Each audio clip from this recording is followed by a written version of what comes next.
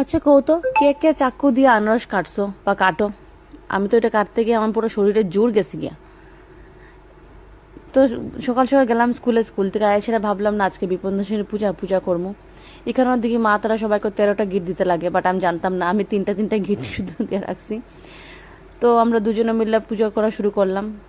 এখানে মিতালি অনেকটা হেল্প করছিল, আমি স্কুল থেকে দেখছিলাম তাই অনেকটা গুছিয়ে গুছিয়ে রাখছে।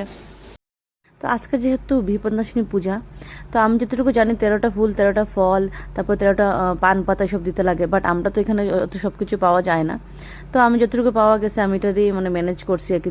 5টা পান পাতা দিছি। আর তোমরা মধ্যে কেউ আসো যে 5টা পান পাতা দিয়ে পূজা দিছো বা 5 রকমের ফল ফুল দিয়ে পূজা দিছো, 13 জাতি ফুল ফুল ফল পাইছো না, এরকম কেউ আসো আমার মতো থাকলে প্লিজ আমার একটু কমেন্ট বক্সে জানাইও তো। তারপর হয়েছে আরেক কথা, আমার কাছে মানে বিপদনাশিনী পাঁচালী আসিল না। তো আমি গুগল থেকে বাইর করে সেটা পাঁচালী পড়ছি, ব্রত কথা পড়ছি আর কি। আমার কাছে অন্য সব বই আছে, যেমন হনুমান চালিসা, লক্ষ্মী ঠাকুরের বই, সব কিছু সরস্বতী ঠাকুরের বই আছে, কিন্তু আমার কাছে বিপদনাশিনী বই নেই। আমি ভাবছি একটা অনলাইনে অর্ডার দেবো। তোমার কাছে যদি কেউ কাছে লিঙ্ক থাকে তো আমাকে একটু একটু পাঠাইও তো। পূজা শুরু করলাম বিকাল 4টা থেকে। 4টা থেকে 6:30 অব্দি পূজা দিলাম, তারপর প্রসাদ খেলাম, তারপর আবার সন্ধ্যাবাতি দেয়া। তারপর দিয়ে মিতালি খিচুড়ি বানাইলো, রাত্রেবেলা আমরা খিচুড়ি খাইলাম সবাই মিলিয়া। ওইটা ভিডিও করা হয়েছে না আর কি।